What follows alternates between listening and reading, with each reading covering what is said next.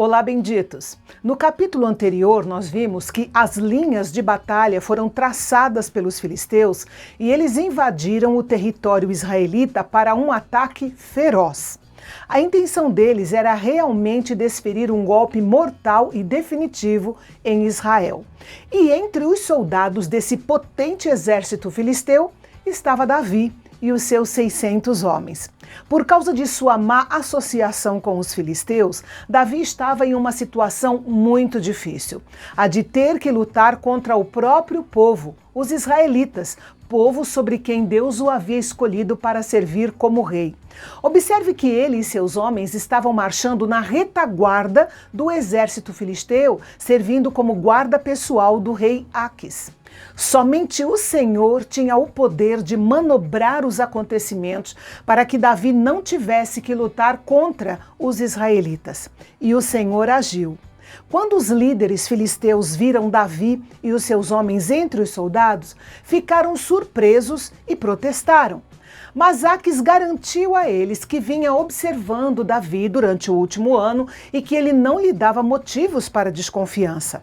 Mas os líderes filisteus mal podiam acreditar na ingenuidade de Aquis. Eles sabiam que Davi muito provavelmente se voltaria contra eles na próxima batalha para recuperar a aceitação do rei Saul.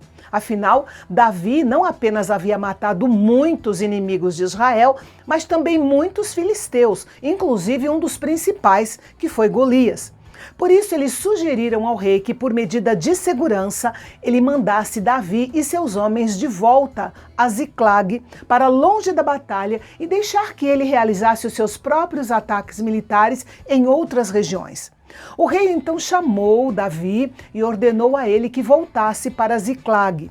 Davi respondeu usando de dissimulação, fingindo estar profundamente ofendido com aquela ordem do rei. Afinal, ele não havia se mostrado confiável?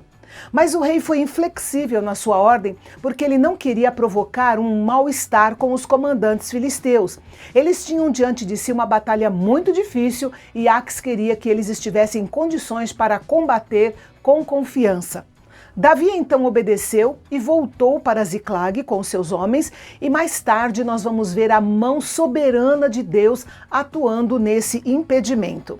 Na hora em que foi rejeitado, Davi deve ter se dado conta de que não poderia ser feliz ou viver em paz na terra de Israel e nem na terra dos filisteus, uma vez que eles também não o aceitavam.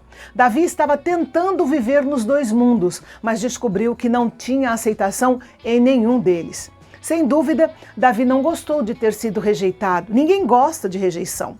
Mas Deus usaria essa situação para abençoar Davi e os seus homens. Este capítulo é uma revelação encorajadora de como Deus cuida dos seus filhos, mesmo quando estão debaixo de estresse extremo e não andando totalmente em obediência. Enfim, foi a mão providencial do Senhor que impediu Davi e seus homens de participarem desse combate.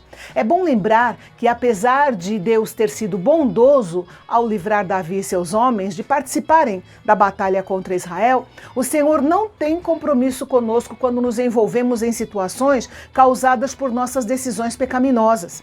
Em situações assim, nós dependemos mais do que nunca da sua grande e infinita misericórdia. Caso contrário, cumpre-se a lei da semeadura. O que nós semeamos, isso nós colhemos.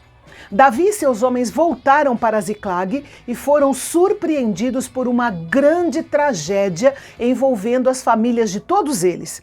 Isso os levou a uma outra batalha. Esse momento de tensão entre eles, você confere comigo amanhã aqui no canal Bendito. Até lá!